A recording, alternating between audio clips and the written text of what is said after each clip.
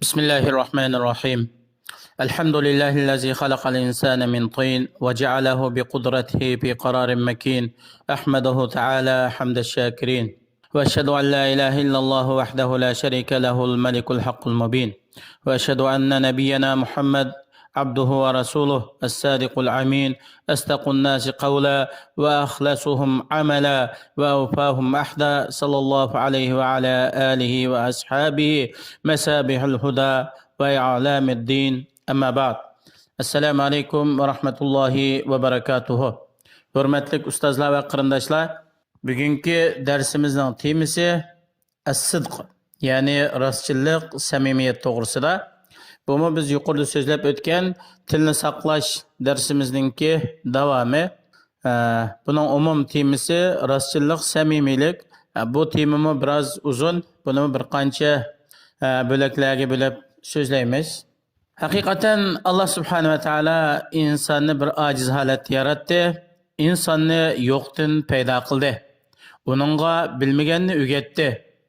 İnsonni barliq Allah o'z yaratgan mahluqotlarning orasidan sharafli qildi, martabasini ustun qildi va insonni so'zlash va yezish qatorliq xislatlarga alohida xos qildi. Shuning bilan inson o'zining tili orqali o'zining qalbidagi, ko'nglidagi narsalarni ifodalaydi. O'zining ichki qatlamlaridagi tuyg'ularni ochiqlashtiradi. Shuning bilan insonningki ustunligi va Allohga yaqinligi va uning himmatining oliyligi, martabasining yuqorligi oshkor bo'ladi.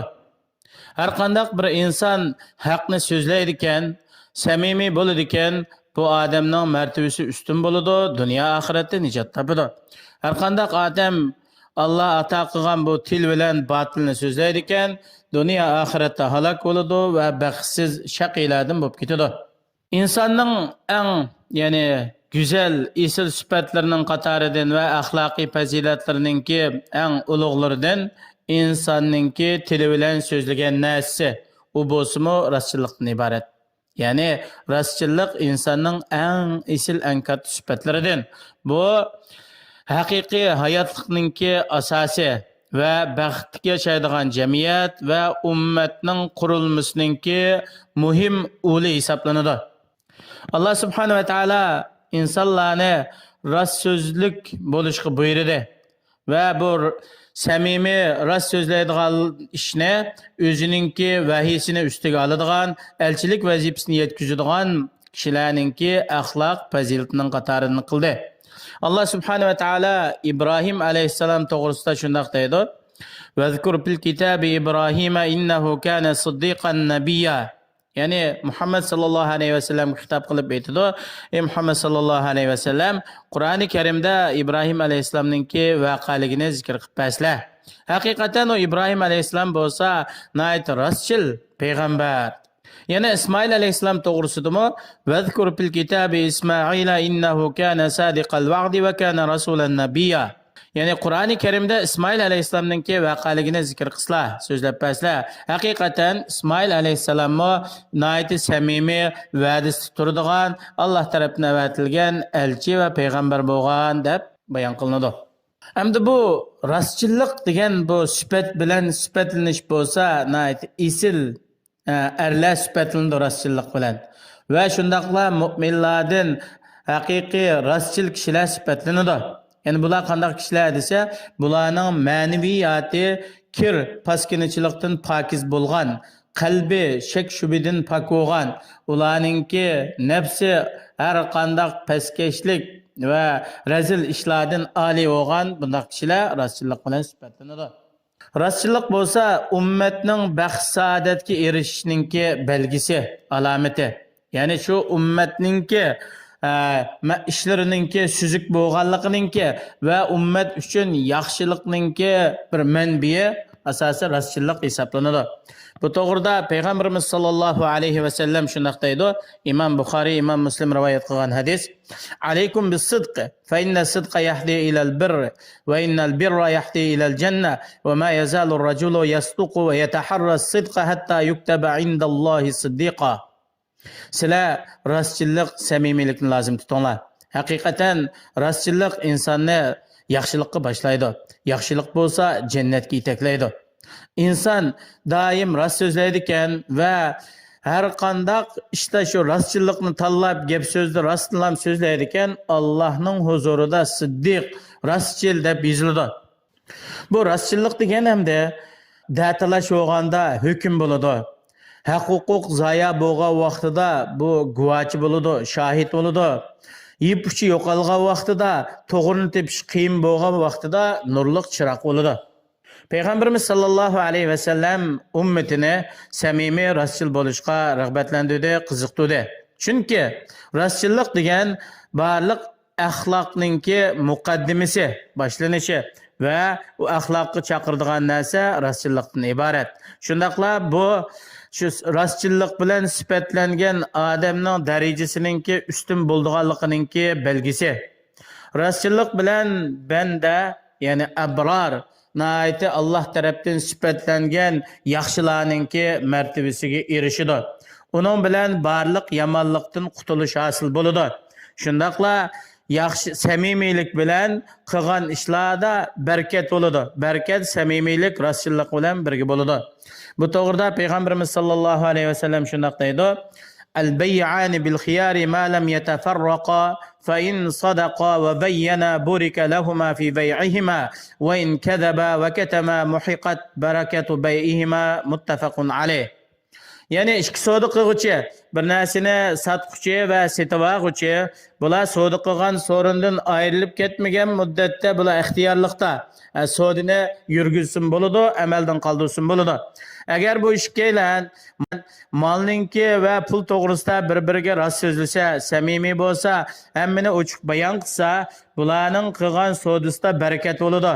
Barakat beriladi Alloh tarafdan. Agar bir-birini aldab, yolg'on so'zlasa, molning ayblarini yo'shilsa, bularning qilgan savdosininki barakati o'chiriladi. Yani Buxoriy Muslim rivoyat qilgan hadis. Biz jamiyatga qarab baqsaq, o'zining muomalarida samimiy, rostchil bo'lgan odamlarni nihoyat rahat turmushda yashayotganligini bilamiz. Ularningki hayoti shundoq yaxshi, go'zal, ular nihoyat sharaflik, ustunlik va shundoq bir pak bir hayotda yashayotganligini ko'ramiz. Ya'ni haqiqiy samimiy odamlar shundoq bo'ldi. İnsan hamda samimiy, rostchil bo'ladi ekan, buning so'ziga do'stimi ishinidi, dushmanim ishinidi. Ve ular o'zining mol-mulkini, haq-huquqlarini, hatto sir asrorlarini shunday rostchil odamga omonat qo'ydi. Hamda bu kishidan ba'zi bir xatolik yoki tiyilib ketish hosil bo'lib qolsa, bu odamning shu ilgirki rostchilligi, samimiyligi bu odamning shu ushaq xatoligiga shafaat bo'ladi va u odamningki kichik xatoliklari maqbul, ya'ni qabul qilinadi. Yalğancı adam bo'lsa, buningga zarra miqdori ishongili bo'lmaydi. Gerçi ba'zi vaqtida rost gap qildi deb o'ylagan vaqtidami bu odamning so'ziga quloq solinmaydi.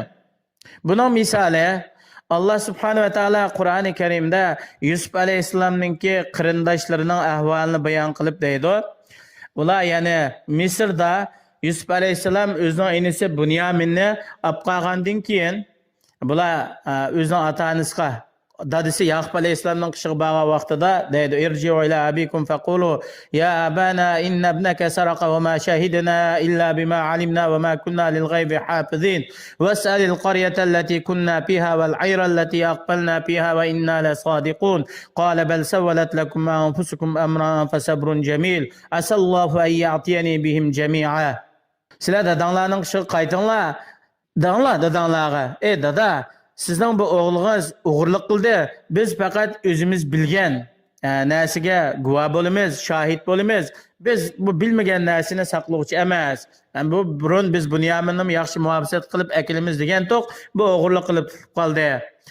Dada, ya'ni ishonmasizlar, shu biz borgan yurtdagi kishilardan so'rab baqsizlar va biz bilan birga borgan karvonlardan so'rab baqsizlar, biz haqiqatan rost so'zlidik, yolg'on so'zimidik dedi.